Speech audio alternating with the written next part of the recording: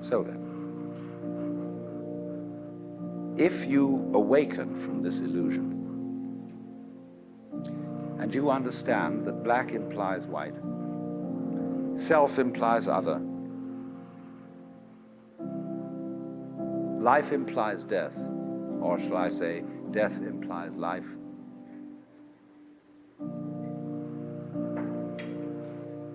you can feel yourself not as a stranger in the world, not as something here on probation, not as something that has arrived here by fluke, but you can begin to feel your own existence as absolutely fundamental. What you are basically, deep, deep down, far, far in, is simply the fabric and structure of existence itself. So, say in Hindu mythology, they say that the world is the drama of God. God is not something in Hindu mythology with a white beard that sits on a throne and that has royal prerogatives. God in Indian mythology is the self, Satchidananda, which means Sat, that which is, Chit, that which is consciousness, that which is Ananda is bliss. And in other words, what exists, reality itself, is gorgeous. It is the plenum, the fullness of total joy. Wow-wee. And all those stars, if you look out in the sky, as a firework display like you see on the 4th of July, which is a great occasion for celebration. The universe is a celebration. It is a fireworks show to celebrate that existence is. Wow-wee. And then they say, but however, there's no point just in sustaining bliss. Let's suppose that you were able every night to dream any dream you wanted to dream. And that you could, for example, have the power within one night to dream 75 years of time, or any length of time you wanted to have. And you would naturally, as you began on this adventure of dreams, you would fulfill all your wishes. You would have every kind of pleasure you could conceive. And after several nights of 75 years of total pleasure each, you would say, well, that was pretty great. But now let's have a surprise. Let's have a dream which isn't under control. Well, something is going to happen to me that I don't know what it's going to be. And you would dig that and come out of that and say, wow, that was a close shave, wasn't it? And then you would get more and more adventurous, and you would make further and further out gambles as to what you would dream. And finally, you would dream where you are now. You would dream the dream of living the life that you are actually living today. That would be within the infinite multiplicity of choices you would have, of playing that you weren't God. Because the whole nature of the Godhead, according to this idea, is to play that he's not. The first thing he says to himself is, man, get lost. Because he gives himself away. The nature of love is self-abandonment, not clinging to oneself, throwing yourself out, as in, for example, in basketball, you're always getting rid of the ball. You say to the other fellow, have a ball, see? And that keeps things moving. That's the nature of life.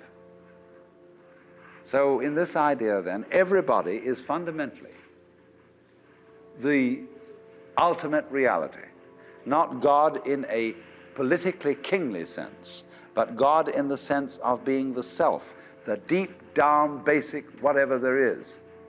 And you're all that, only you're pretending you're not. And it's perfectly okay to pretend you're not. to be absolutely convinced, because this is the whole notion of drama. When you come into the theater, there is a proscenium arch and a stage, and down there is the audience. And everybody assumes their seats in the theater and are going to see a comedy, a tragedy, a thriller, or whatever it is. And they all know as they come in and pay their admissions that what is going to happen on the stage is not for real. But the actors have a conspiracy against this, because they're going to try and persuade the audience that what is happening on the stage is for real. They want to get everybody sitting on the edge of their chairs. They want to get you terrified or crying or laughing. Absolutely captivated by the drama. And if a skillful human actor can take in an audience and make people cry, think what the cosmic actor can do. Why, he can take himself in completely. He can play so much for real that he really believes it is. Like you sitting in this room, you think you're really here. Why, you've persuaded yourself that way. You've acted it so damn well that you know this is the real world. But you're playing it. It's because the audience and the actor is one. Because behind the stage, there's the green room. Off-scene, obscene, where the actors take off their masks. You know that the word person means mask? The persona, which is the mask worn by actors in Greco-Roman drama, because it has a megaphone-type mouth which throws the sound out in an open-air theater. So per through sona, what the sound comes through, that's the mask. How to be a real person? How to be a genuine fake? A mask.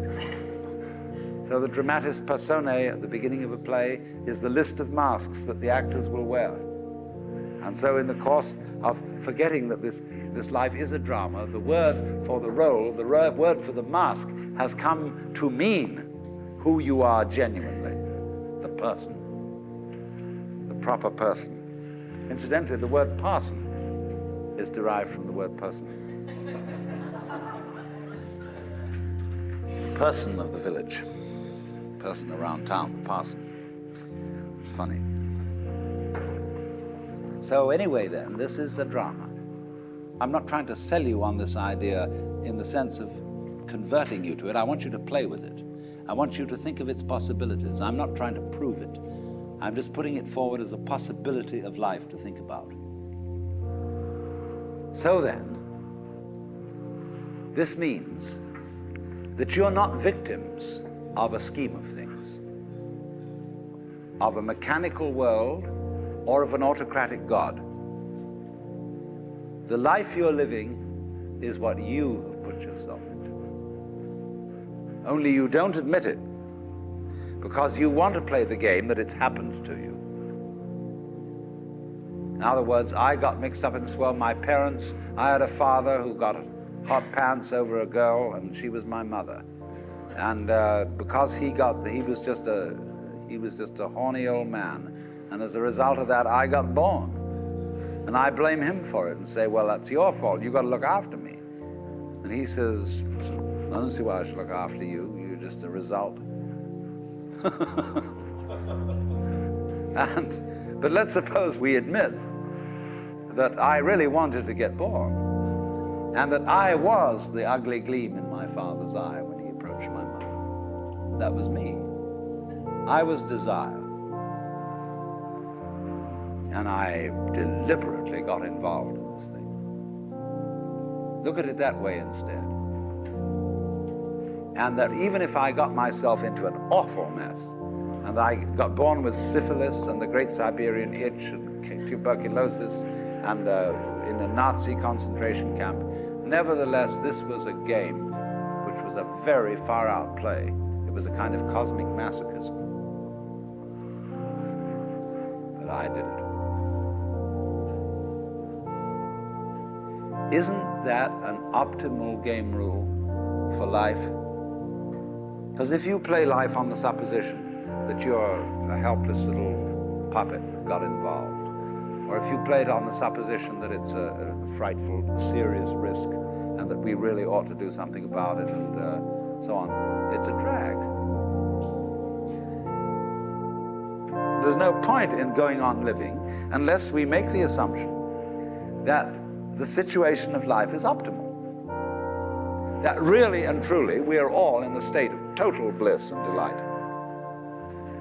But we are going to pretend we aren't just for kicks. You play non-bliss in order to be able to experience bliss. And you can go as far out as non-bliss as you want to go. And when you wake up, it'll be great. You know, you can slam yourself on the head with a hammer because it's so nice when you stop. And it makes you realize, you see, how great things are when you forget that that's the way it is. And that's just like black and white. You don't know black unless you know white. You don't know white unless you know black. This is simply fundamental.